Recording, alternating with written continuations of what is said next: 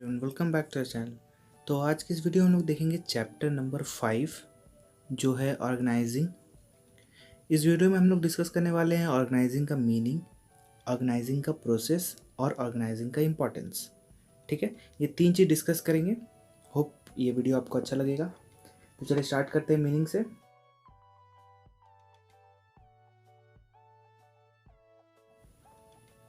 सबसे पहले मीनिंग के लिए मैंने 2 बुलेट पॉइंट्स दिए हैं, जिसमें से सेकंड बुलेट पॉइंट्स आप अपने डेफिनेशन के लिए यूज़ कर सकते हैं। आपको ये डेफिनेशन एनसीईआरटी के बुक में भी मिल जाएगा, और फर्स्ट वाला मैंने समझने के लिए दिया है। ठीक है, अब बेसिक मीनिंग का बात करें ऑर्गेनाइजिंग का, तो ऑर्गेनाइजिंग का मतलब हम लोग को यही समझ में आता है कि किसी भी चीज़ को ऑर्गेनाइज करना, लाइक सिस्टमेटिक वे में किसी भी चीज़ को ऑर्गेनाइज करना। यहाँ पे भी मीनिंग कुछ ऐसा ही है, बस फ़र्क सिर्फ इतना है कि सारा चीज़ को ऑर्गेनाइज करके हम लोग एक तरफ मोड़ देते हैं। ठीक है, यानी कि टुवर्ड्स स्पेसिफिक ऑब्जेक्टिव हम लोग अपना जितना भी एफर्ट्स लगाते हैं, चाहे वो किसी भी चीज़ में हो, उसको हम लोग टुवर्ड्स ए पर्टिकुलर गोल की तरफ मोड़ देते हैं। ठीक है, बेसिक मतलब तो ये होता है। ठीक है, अब रीड करते हैं।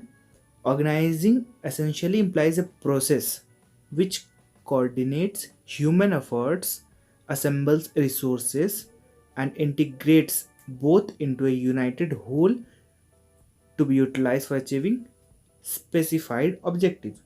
इसका मतलब क्या हुआ? पढ़ के तो मेरे को ये समझ में आ रहा है कि ऑर्गेनाइजिंग एक प्रोसेस है जिसमें हम लोग ह्यूमन एफर्ट्स और अलग अलग रिसोर्सेस को एक जगह इंटीग्रेट करते हैं। ठीक है, और उसको एक स्पेसिफिक ऑब्जेक्टिव को पूरा करने के लिए लगा देते हैं।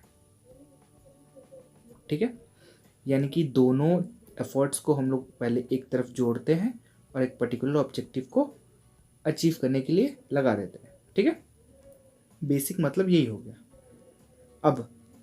अब यहाँ पे बात करते हैं, और आपको अगर मीनिंग डेप्थ में एग्जाम में लिखना है तो आप अगर पूरा वीडियो सीरीज देखते हैं तो आप इतना तो आप जान जाओगे इजीली कि आप डेफिनेशंस इजी लिख सको, आप खुद से लिख सकते हो। ठीक है, अब डेफिनेशंस के ऊपर बात आए तो organising is a process of identifying and grouping the work to be performed.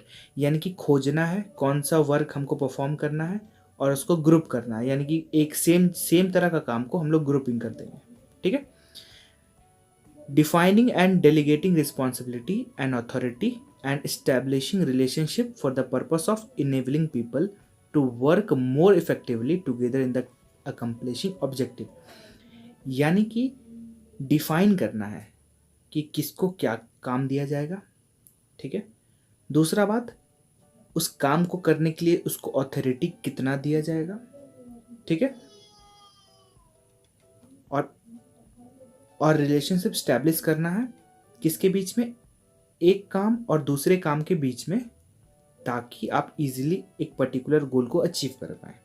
ठीक है, ऑब्जेक्टिव को अचीव कर पाए, सारा डिपार्टमेंट आपका मिल के काम करे एक पर्टिकुलर ऑब्जेक्टिव की तरफ। ठीक है, मतलब तो आपको अब तक समझ में आ गया होगा। ठीक है, अब आगे बढ़ते हैं, आगे आते हैं प्रोसेस ऑफ ऑर्गेनाइजिंग में। तो कितने स्टेप्स होते हैं? तो टोटल 4 स्टेप्स आपको देखने को मिलेंगे यहाँ पे। सबसे पहला है identification and division of work, काम को खोजो और काम को बांटो। ठीक है, सेकंड है डिपार्टमेंटलाइजेशन। ठीक है, थर्ड है असाइनमेंट ऑफ ड्यूटीज, काम को असाइन करना है। फोर्थ है स्टैब्लिशिंग रिपोर्टिंग रिलेशनशिप। ठीक है, अब one by one etch process को हम लोग डिटेल में देखेंगे। सबसे पहला आता है identification and division of work. इसका मतलब क्या है? किसी भी काम को करने से पहले ऑब्जेक्टिव हम तय करते हैं। उस ऑब्जेक्टिव को पूरा करने के लिए हमारे पास बहुत सारे काम होते हैं। ठीक है, तो सारे काम को हमें पता करना है कि कौन कौन से काम हैं जो करने से एक पर्टिकुलर ऑब्जेक्टिव पूरा होगा। उसके बाद काम को खोजने के बाद वर्क को डिवाइड करना है। ठीक है, प्लानिंग के हिसाब से। अगर आपको कहीं जाना है, ठीक है, एक ऑब्जेक्ट मतलब कुछ बनाना है, सपोज कुछ बनाने की बात करते हैं, कुछ आपको खाने के लिए बनाना है। ठीक है, तो खाने के लिए बनाना है तो आपको बहुत सारा, बारात का बात करते, चलो शादी ब्याह, तो बारात में खाना बनता है। खाना बनता है तो मेन ऑब्जेक्टिव क्या है, हमें खाना खिलाना है। खाना खिलाने के बाद खाना बनाना है, सॉरी, उसके बाद खिलाना है, खाना बनाना है। अब खाना बनाने के लिए हमें बहुत सारे वेजिटेबल्स का कटिंग करना है, ठीक है। सेकेंडली कोई आपका पूड़ी चपाती बनाने वाला चाहिए, यानी कि आटा को अच्छा से मिक्स करना है। थर्ड, आपको अगर और कुछ बनवाना है तो उसके लिए भी आपको अलग से काम करना पड़ेगा। हो सकता है आपको सॉस बनाना है या फिर किसी भी चीज़ का रेसिपी आप एक स्पेशल चाहते हैं तो उसके लिए अलग डिपार्टमेंट बनाना पड़ेगा, अलग आदमी बुलाना पड़ेगा। तो ये सारे काम हमें खोजने होंगे पहले, ठीक है। उसके बाद काम खोजने के बाद काम को हम लोग डिपार्टमेंटलाइजेशंस के अनुसार से बांट देंगे। जैसे कि वंस वर्क, अच्छा सॉरी मैं ये पढ़ने भूल गया। Identification division of work. First step in the process of organizing involves identifying and dividing the work that has to be done according with the previously determined plans. ठीक है। Second आते हैं, second departmentalisation. Once the work has been divided into small and manageable activities, then those activities which are similar in nature are grouped together. Such sets facilitate specialization. This grouping process called departmentalisation. यानी कि अगर आप काम को खोज लिए और काम को बांट दिए, चलो भाई सब्जी वाला सब्जी काटेगा, रोटी पूड़ी वाला आटा गूंथेगा, उसके बाद रोटी भी बनेगा पूड़ी भी बनेगा। एक चीज़ ध्यान रखना है यहाँ पे, ठीक है, रोटी भी बनेगा पूड़ी भी बनेगा। उसके बाद आते हैं कुछ आपका स्पेशल चीज़, ठंडाई का, ठंडाई बनेगा। अब ठंडाई भी बनेगा और मिल्क शेक भी बनेगा, ठीक है, दो चीज़ बांटती है। अब यहाँ पे काम तो ढूंढ लिए हम। अब यहाँ पे देखो हमको चाहिए क्या, वेजिटेबल्स, रोटी पूड़ी ठंडाई और मिल्क शेक, ठीक है। अब यहाँ पे कॉमन चीज़ क्या दिख रहा है, रोटी और पूड़ी, ठीक है। दूसरा क्या दिख रहा है, ठंडाई और मिल्क शेक। तो ये आप 3 डिपार्टमेंट में बांट सकते हैं, समझ रहे हैं ना आप, कि सिमिलर नेचर का काम को हम लोग ग्रुपिंग कर देंगे, ठीक है, और स्पेशलाइजेशन के हिसाब से सेट कर देंगे। और इसी ग्रुपिंग प्रोसेस को हम लोग क्या कहते हैं, डिपार्टमेंटलाइजेशन, ठीक है, समझ में आ गया। थर्ड आते हैं असाइनमेंट ऑफ ड्यूटीज़। अब डिपार्टमेंट बनाने के बाद जो इंसान जिस काम में एक्सपर्ट है उसके हिसाब से उसे काम एलोकेट करेंगे, ठीक है। रीड करते हैं इसको। It is necessary to allocate work to various employees. Once the department has been formed, each of them is placed under charge of an individual. Jobs are then allocated to the members of each department in accordance to their skill and competence. ठीक है, यानी कि सारा चीज़ होने के बाद, department बनने के बाद हम एम्प्लॉयज़ को उसके अनुसार से काम को एलोकेट करेंगे, ठीक है, उसके स्किल के हिसाब से। जिसको तो इसको काम नहीं देना। वेजिटेबल्स वाला को अगर हम ठंडाई और मिल्क का काम दे देंगे तो पता नहीं क्या बना देगा, ठीक है, तो काम को असाइन करना है। फोर्थ आ गया स्टैब्लिशिंग रिपोर्टिंग रिलेशनशिप। इसका मतलब क्या है कि सारा चीज़ का मालिक हो एक, जिसको हम लोग मेन ऑनर करते हैं, जो सारा चीज़ को गाइड करेगा, आपका खाना बनाने का प्रोसेस को, जो आपको मैरिज में खिलाना है, ठीक है। तो इसके बाद ये इनेबल करना है कि जो वेजिटेबल वाला आदमी होगा वो किसको रिपोर्ट करेगा, ठंडाई वाला आदमी किसको रिपोर्ट करेगा, और पूड़ी और चपाती वाला किसको रिपोर्ट करेगा। एक पर्टिकुलर हो सकता है इंडिविजुअल को रिपोर्ट करे, हो सकता है 2 अलग अलग आदमी को रिपोर्ट करे। तो यहाँ पे रिपोर्टिंग रिलेशनशिप को एस्टैब्लिश किया जाता है कि उसको पता तो रहे कि अगर उसको किसी सामान की कमी हो गई तो वो किसको बोलेगा कि ये सामान का ज़रूरत है हमको। नहीं होता है तो ये अपना मन मर्जी से काम करेगा और सारा चीज़ गड़बड़ी कर देगा, ठीक है। तो इस हिसाब से चारों के चारों पॉइंट आपको अब तक समझ में आ गए होंगे, ठीक है। आगे देखेंगे हम लोग इम्पोर्टेंस। तो इम्पोर्टेंस की बात करें तो टोटल 5 या 6 तरह के इम्पोर्टेंस, 7 तरह के इम्पोर्टेंस है। तो सातों पहले आपके स्क्रीन पे आ जाए। हाँ, अब सबसे पहला है बेनिफिट ऑफ स्पेशलाइजेशन। हाँ, सबसे पहला है benefit of specialisation. Second is clarity in working relationship. Third is optimum utilisation of resources. Fourth is adoption of change. Fifth is effective administration. Sixth is development of personal. Seventh is expansion and growth. Organising करने से इतने सारे काम मेरे हो जाते हैं easily, यानी कि इतना इम्पोर्टेंस है ऑर्गेनाइजिंग का कि इतनी सारे जगह पे हमारा ऑर्गेनाइजिंग एक वैल्यूएबल रोल प्ले करता है। ठीक है, वन बाय वन डिस्कस करेंगे।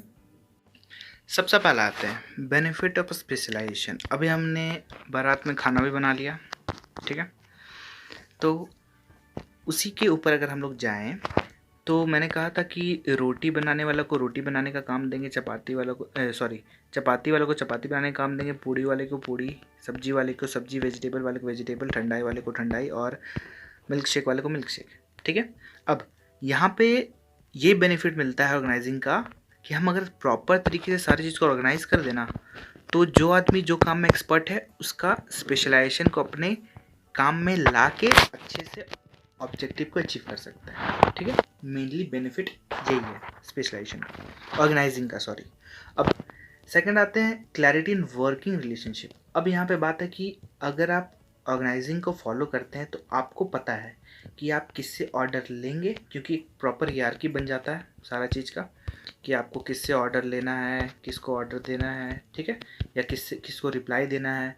प्रॉपर हियरार्की बन जाता है तो आपको पता चलता है कि वो काम करते समय किससे बात करना है, किससे काम लेना है, किसको रिपोर्ट करना, सारा चीज़ का रिलेशनशिप पहले से तय हो जाता है। ठीक है, अब आते हैं ऑप्टिमम यूटिलाइजेशन रिसोर्स। अगर आप ऑर्गेनाइजिंग करते हैं तो आपका रिसोर्सेज, चाहे वो ह्यूमन एफर्ट हो, रिसोर्सेज का मतलब सिर्फ वो सामान वाला रिसोर्सेज नहीं होता है, ह्यूमन एफर्ट हो, आपका जो मटेरियल यूज़ हो रहा हो, वो सारा चीज़ प्रॉपर तरीके से यूज़ होता है, क्योंकि हमको बेनिफिट ऑफ स्पेशलाइजेशन मिलता है, इसीलिए हमारे रिसोर्सेज ऑप्टिमम यूटिलाइज हो जाता है। ठीक है, सेकंड आते हैं एडाप्शन ऑफ चेंज। अगर हम प्रॉपर तरीके से सारा चीज़ को ऑर्गेनाइज कर दें, ठीक है, और हमको लगता है कि मिल्क शेक और ठंडाई वाले में कुछ दिक्कत हो रहा है, ठीक है, मिल्क शेक को हटाना है, ठीक है, ठंडाई के उसका यहाँ पे कोक का कुछ बनेगा, ठीक है, कोका कोला आएगा।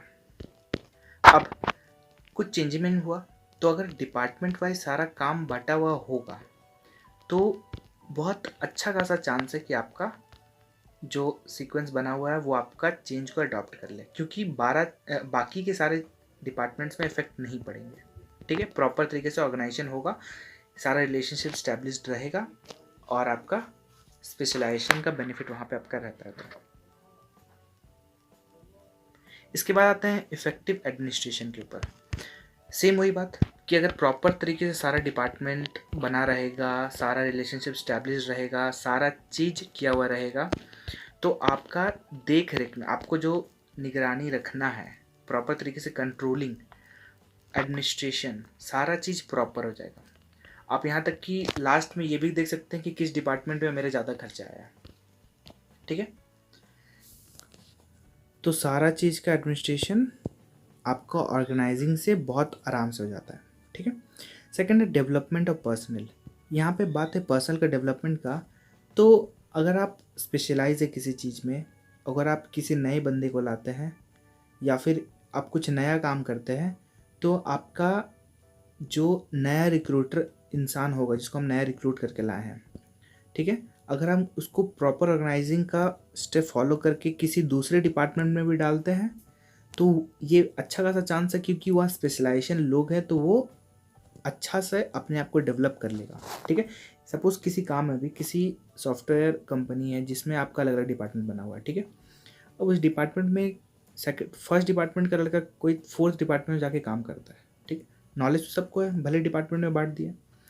तो उसी तरीके से यहाँ पे अगर जाता है वो, अगर आप प्रॉपर तरीके से ऑर्गेनाइजिंग, एडमिनिस्ट्रेशन, सारा चीज़, हियरार्की, रिलेशनशिप, सारा चीज़ बढ़िया से तय होगा तो वहाँ पे जो इंसान जाएगा वो अच्छे खासे अपने आप को डेवलप करने में सक्सेसफुल हो जाएगा। ठीक है, उसका लास्ट पॉइंट है एक्सपेंशन एंड ग्रोथ। इसका मतलब क्या है? तो सिंपल है, सारा चीज़ प्रॉपर तरीके से ऑर्गेनाइज है।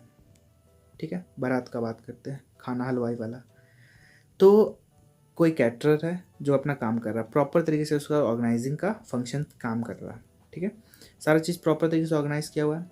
अब यहाँ पे बात है कि अगर वो काम अच्छा करता है या फिर उसका जो रिज़ल्ट आउटपुट है वो बहुत ही अच्छा आता है, ठीक है, और वो खुश है, तो बाकी के लोग जो आपका काम आपसे लिए हैं वो भी तो देखते हैं। तो ये अच्छा खासा चांस है कि आपका बिजनेस वहाँ पे ग्रोथ करेगा, बहुत लोग आपको काम देंगे।